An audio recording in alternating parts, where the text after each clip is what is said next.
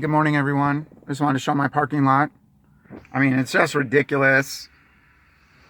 It's just ridiculous. Like surrounded by these white cars in my parking lot. Yesterday I showed just something that might seem insignificant to most people, to the casual observer. It looks common and ordinary, but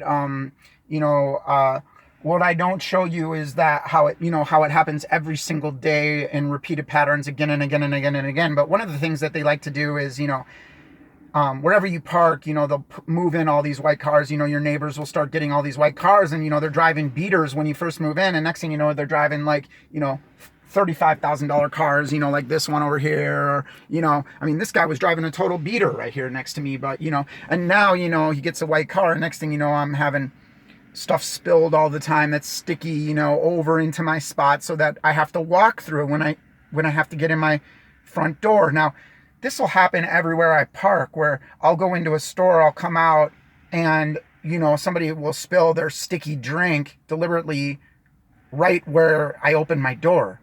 Now, if that happens every single day, everywhere you go, all day long, at every parking lot you go to, that is what I'm talking about sensitization. I'm talking about them doing something to you covertly again and again and again that looks common and ordinary to the casual observer, but is actually sensitizing you to get your attention, to get control over your day, your thoughts, and your actions, and to change your behavior. So that's what they mean to do through torture, to change your behavior. And we have Homeland Security's own documents that say that Christian extremists, they just label you as a Christian extremist if you're a Christian.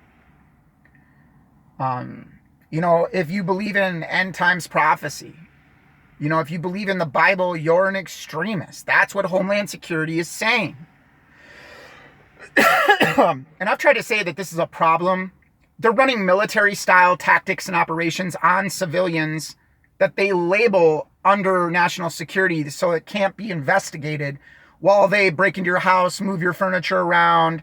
The intelligence agencies working together with local business, the local watch groups, the threat fusion centers, all the architecture has been put in place. Okay, all the architecture has been put in place. Now, they'll do that over and over and over, like thousands of times a day. That's what they'll do. They'll do it thousands of times a day, because it is basically a war of attrition. They'll try to break your will thousands of times a day, doing what seems and appears to the common observer as insignificant, but it's the timing and the pattern and the content of the abuse. Believe me, this is customizable abuse. This is narcissistic pathological tactics. This program is modeled off of that psychology. And so it's not hard for narcissists to join in. If you got narcissists in your life, the narcissist, the sadistic, pathological, psychopathic narcissist will abuse you and then say you're abusing them when you defend yourself. So it's always a rewriting of history, a rewriting of the narrative, a rewriting of the story, so that it's always a double standard, that you're always wrong, you always lose, you're always guilty. And that's the way this program is modeled off of: the misdirection, the infiltration, the sabotage, the notes left on your car. While they're pouring drinks next to me so that I, sticky drinks on my feet, like they're also throwing garbage in my yard. Every morning you'll wake up to garbage in your yard. And then, of course, when the property manager says something about it, or when because what they do is they'll do this damage in your name. Okay. And then they'll run with it and claim that you're the messy one, that you're spilling stuff by your car, that you're the one dropping garbage in your yard. Okay. When you go to complain about it, that's how they spin it. So they do stuff in your name. They impersonate you. They do stuff in your name.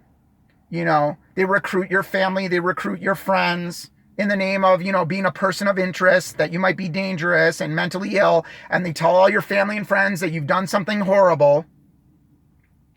And they always try to push, you're an abuser, you're a murderer, you're a child abuser, you're this, you're that. And it's just this extreme sensational garbage that they try to get to attach to the target. And of course, the skits are all going on at the same time, the street theater. to walk the target into doing what they're accusing the target of. So that's all they do all day long, is set up scenarios around the target to bait and involve and interact with the target by force, because what they do is they destroy every other option, every other choice by sabotage. And then it's just you and them, and you got to deal. This is the hyper game theory that I'm talking about. It's just you and them, and you got to deal with the abuses that they bring upon you in isolation. Okay? This is the way they roll. They isolate. They spread rumor campaigns in your neighborhood when you move in.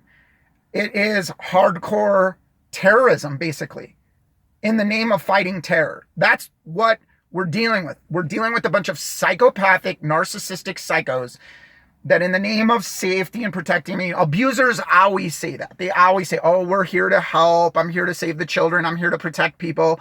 That's why we need to take away your rights and do all these things. See, that's when you know the way abusers act and function, you know the double standard, the psychopathic double standard, you can cut them off at the pass, at least mentally, psychologically. You know that they're going to be preying on your worst fears and trying to make your worst vulnerabilities come to pass. They are going to target and build off your past. They're going to do whatever is believable to the common observer, so that, you die of some tertiary illness because of the harassment and mobbing and this kind of psychological warfare run on you. And it's not just, it gets physical. I've had people spit at me, spit at my feet when I walk everywhere I go, spit on my car, push me, run into me, pull guns on me, pull knives on me. And the cops are usually just sitting there and they won't do anything about it. So, doesn't that say something? If the police see somebody pull a gun on you, and then next thing you know, like Michael Braden, he got accused of the very thing that they were doing to him. They harass you, get you to react, by maybe saying something, and then they blow that out of proportion and say you attack somebody. That's what they try to do to you all day long. So I just wanted to say that. I think it's important to understand that it's the insignificant and the frequency and the rate of which they attack through the insignificant things, so that when the target complains, it appears to be fanciful. It appears to be sensational by default. Because you just talking about people breaking into your house and moving your furniture around and not stealing anything makes you look like a crazy person. And the police, the threat fusion centers, the neighborhood watch groups, and the organized gang stalkers will do this to you every day, and will do these skits to you every day to try to make that happen. So if they've labeled you as a violent Christian extremist, they are going to do skits of seduction, infiltration, and then they're going to do skits by mirroring your likes and dislikes, and then getting a hold of what you love, and then, the games start. You know what I mean? And that's the way psychopaths are. So I just wanted to say that I love you all. I'm battling this every day. They torture me. This is not even to do with the electronic side of this torture, but it is torture. They shock me awake every night, every morning, shock my toes, shock my sensitive parts of my body. And you're just going to have to look at the patent office. You're just going to have to look at some of the material, what more do you need? Homeland Security's own website says, this is dangerous language, criminalizing whole sections of society through profile policing. So, the only ones interested in violence are the police and threat fusion centers in the military, and those that are trying to take over our country. They are trying to take the base that could resist them and provoke them and gaslight them all day and torture them and neutralize them through, framing them, involving them in all kinds of crime, surrounding the target, doing crimes in the name of the target, and then blaming the target. That's what they do to me all day long.